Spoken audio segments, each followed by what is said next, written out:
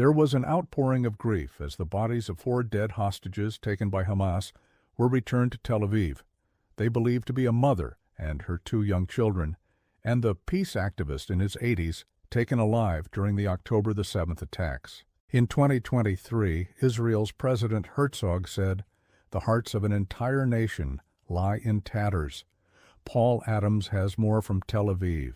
It was the day all Israelis dreaded, hoped against hope would never happen. The return of the music dead the Red Cross publicly. Asked Hamas not to put on a show, tried as much as possible to add a little dignity. But Hamas has its own agenda. Making it easier for Israelis to watch is not part of it. 16 months on from October the 7th, it all came surging back. This was the moment.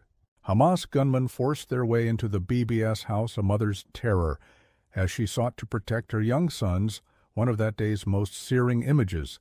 Hamas says Shiri, her boys CFIA and Ariel, and veteran peace campaign Oded Lifschitz were all killed. By Israeli bombs, the truth of that claim may never be known.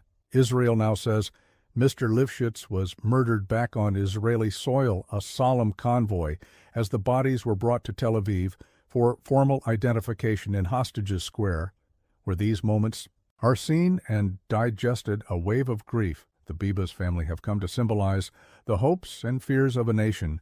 People have been holding their breath for 502 days. And we've all seen the video of Shiri Bibas and her 2 sons being taken away. And I think many of us have been trying to kind of bury that. And now we can't. In 2 days' time, the mood here in Hostages Square will change again as the country prepares to welcome home another 6 living hostages.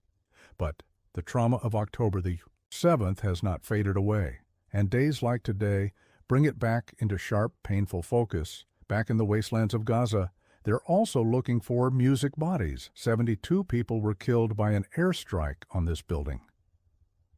EXA lie a year ago, it's been too dangerous to come and search. Before now, my 2 sisters are here, Mustafa says, and my niece and 2 of my cousins. 5 floors came down, one on top of the other. We haven't been able to get anyone out. We just want to bury you. This war's trail of death and suffering is hard to comprehend. They can lay the dead to rest, but the war still isn't over. The grief is endless. Paul Adams, UKK News, Tel Aviv.